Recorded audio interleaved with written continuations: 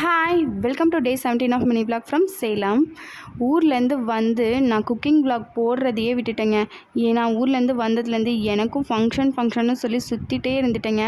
Cooking பண்ணி அதை vlog எடுத்து போடுறதுக்கு எனக்கும் டைமே இல்லாமல் போயிடுச்சு. ஆனால் இன்றைக்கி விடுறதா இல்லை, இன்றைக்கி ஒரு குக்கிங் பிளாக் கண்டிப்பாக போட்டுடலான்னு சொல்லிட்டு களத்தில் இறங்கியாச்சுங்க.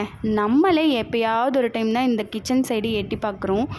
எனக்கு ஹெல்ப் பண்ணுறேன்னு சொல்லிட்டு என்னோடய குட்டி வண்டி என் பின்னாடியே வந்துடுச்சுங்க.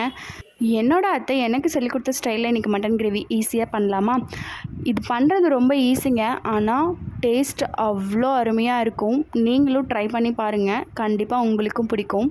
குக்கரில் தேவையான அளவு எண்ணெய் ஊற்றிட்டு கடுகு, உளுத்தம் பருப்பு, வெங்காயம் போட்டு நல்லா தாளிச்சிக்கோங்க. கறி மசால், மஞ்சத்தூள், மிளகாத்தூள், உப்பு இது எல்லாத்தையும் போட்டுட்டு மட்டனை நல்லா கழுவிட்டு சேர்த்துக்கோங்க. இது எல்லாத்தையும் கலந்து விட்டுட்டு தேவையான அளவு தண்ணி ஊற்றிட்டு மட்டன் வேகிற அளவுக்கு விசில் வச்சு எடுத்துக்கோங்க. நம்ம அரைச்சி வச்சுருக்க மசாலாவை மட்டன் நல்லா வெந்ததுக்கப்புறமா சேர்த்துட்டு திரும்பவும் 2 விசில் வச்சு எடுத்துக்கோங்க. இந்த விசில் வரும்போதே வீடு ஃபுல்லாக சும்மா கமன்னு மனம் வருங்க. அவ்வளோதாங்க, மட்டன் கிரேவி ரெடி. இப்போது மட்டன் சுக்கா ஈஸியாக எப்படி பண்ணுறதுன்னு பார்த்துடலாமா? ஒரு பேனில் கொஞ்சமாக எண்ணெய் விட்டுட்டு 3 பெரிய வெங்காயத்தையும் 2 தக்காளியும் நல்லா கட் பண்ணி சேர்த்துக்கோங்க. கொஞ்சமாக மிளகாத்தூள், மஞ்சத்தூள், உப்பு, 1 ஸ்பூன் கறி மசால் சேர்த்துட்டு நல்லா கலந்து விடுங்க. இப்போ குக் பண்ணி வச்சுருக்க மட்டனையும் சேர்த்து நல்லா கலந்து விட்டு இறக்கிட்டிங்கன்னா மட்டன் சுக்கா ரெடி.